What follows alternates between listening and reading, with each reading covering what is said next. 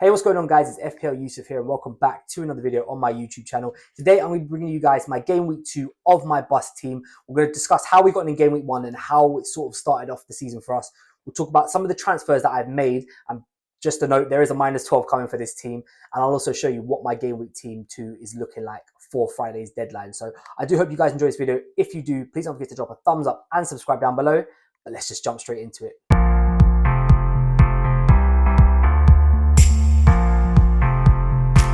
Okay, welcome back, guys. Thank you so much for being here with me today on my YouTube channel for another video. So I am going to try and get this video uploaded for you guys on Tuesday, the same as my FPL challenge video that I uploaded yesterday. So if you see me in the same jacket, that is the reason why I'm sort of recording these back to back to try and get it up for you guys.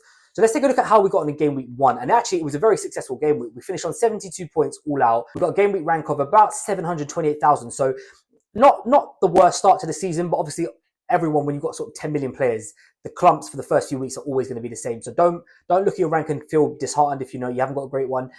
It's not the end of the world. Everybody, like literally, the space between 3 million and 1 million could be the space of like 5 points. So like, because everyone's at the start of the season, don't feel too bad about it.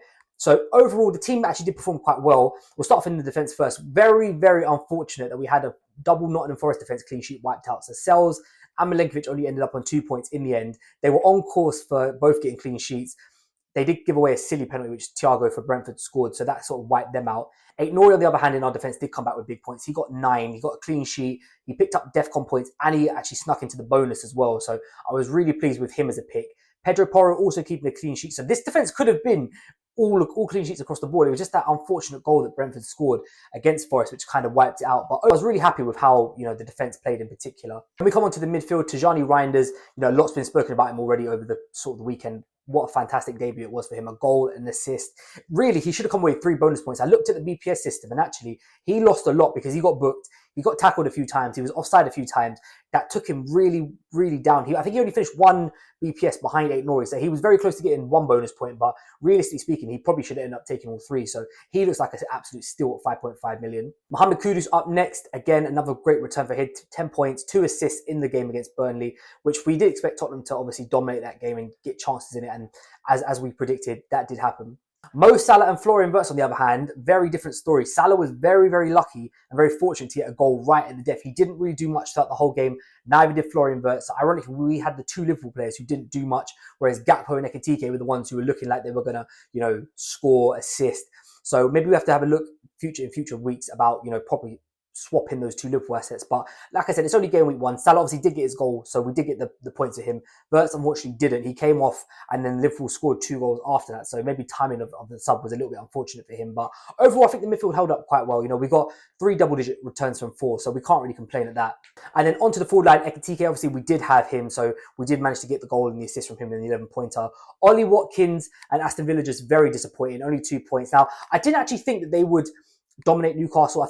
I know everything Newcastle got going on with Isak at the moment, but Newcastle are still a very good team. They've got a good midfield, they've got a good defence, they've got decent players up front. So I'm not surprised that was actually a tough game for Aston Villa. Jarrod Bowen was the big surprise though, only 2 points against Sunderland. I did expect something, but Sunderland just absolutely they just took their chances when it came. Whereas West Ham didn't. West Ham didn't really create much. Jarrod Bowen looked a little bit lethargic. Diouf probably had the best chance of the game, which was cleared off the line, but overall very disappointing from West Ham. So yeah, like I said, but generally for the team itself this week, 72 points, we'll take that every day of the week. 700,000, so we're inside the top million to start off. Hopefully, fingers crossed, this week we can move ourselves up that rank even more. Right, so let's move on to the transfers that we've made. Now, like I said, I have taken a -12. Now, bear in mind, if this is the first time you're seeing this series, it's called the bust team because basically we just try and go for the most optimal team every week. Some weeks it will be a -4, some weeks it will be a -24. So there's no limit to transfers. The whole point of this series is just to kind of see how badly taking hits affect you, and can you still have a good season by trying to go for the most optimal team every week. So we'll start with the transfers first. The first one we made was Jarrod Bowen out, and we took him all the way down to Krupi Jr.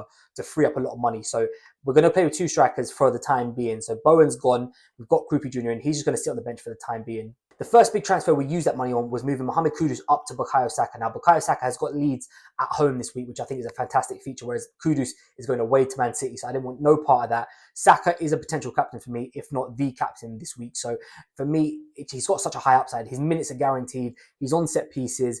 He might have penalties, he might not, but I just expect a big response from Arsenal this week, which is why I put him straight in my team.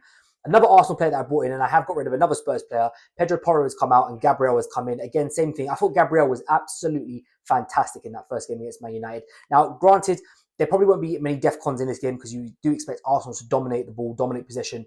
But Gabriel just has a threat from set pieces as well, which is why he's there in my team. I'm expecting a clean sheet, so hopefully half these hits can be paid off with that Gabriel clean sheet, providing Arsenal just, keep it tight at the back, no silly mistakes against Leeds.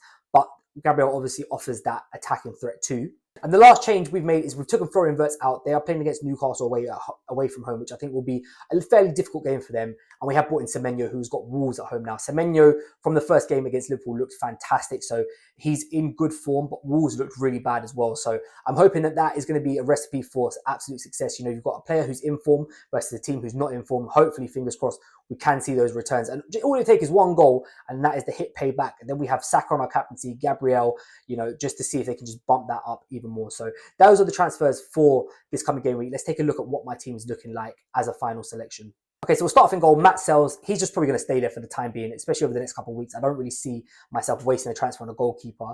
We haven't gone for the double up of Forest defence though. I have benched him for Reynildo of Sunderland. Now, it's for two reasons. One, because obviously Crystal Palace are a good team that Nottingham Forest are playing. And if they score, again, that's going to be another double clean sheet wipeout. But two, I think Reynildo will offer attacking threat against Burnley. There is a high chance that Sunderland keep a clean sheet, but I do think that he could also get on the attacking return side of things as well. So I have gone to split the defence and go for Matt Sells in goal for the Nottingham Forest cover, Reynildo at the back.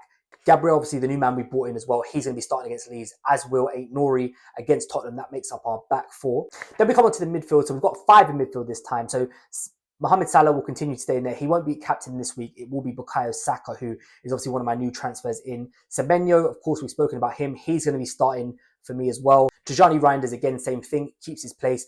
John Arias. Now, this was where the tough decision came in. It was either, do I go for Milenkovic and double up on the Nottingham Forest defence, or do I take a chance on Arias playing? Now, he didn't play in the first game. He didn't start in the first game against Man City, and I think that was more of a tactical thing just to try and keep it tight. I think that they didn't want to have too many attacking players on the pitch because Man City, obviously, it's hard enough to play against them as it is. So when you're playing without an extra man in midfield, it's going to be even harder. But I do expect him to return this week. Obviously, Bournemouth did concede 4 last week, so Semenyo's in my team, obviously, for the attacking side of things, but I am hoping Arias is going to start for Wolves, and hopefully he will be an attacking threat to a Bournemouth defence, which has looked a little bit shaky too. And onto the 2 forwards, we keep him exactly as it is. Ollie Watkins against Brentford. Now, he is a potential captaincy shout for me. I'm not sure about it just because of the way Aston Villa played in that first game. They didn't really get too many chances. Now, I know Brentford is a much worse team than what Newcastle is, and they should be creating a lot more. But I think Saka at home at the Emirates is just edging that race for me. Ekitike, again, same thing. He's just going to stay. He had a great start to the season with Liverpool, and I am expecting him to still create chances, despite the fact it's going to be a little bit of a harder fixture. I think for now, them 2 up front are more than fine. So that is what my team is looking like for game week 2. Hopefully, fingers crossed, we can get some points and some big returns in it. Okay, thank you guys so much for watching this video. If you have enjoyed it, please don't forget to drop a thumbs up and subscribe down below. I will be back on Thursday, depending on what day I upload this. It's either going to be tomorrow or the day after, as I'm currently recording this on Tuesday. So I'll be back on Thursday with a final team selection and a final look at kind of what my plans are for game week 2. We'll answer some key questions around certain players in certain situations in that game week. But I'll also show you what my team is looking like for that Friday deadline as well. So thank you all so much for watching this video. If you have enjoyed it, please don't forget to drop a thumbs up and subscribe down below. And I'll catch you guys next time.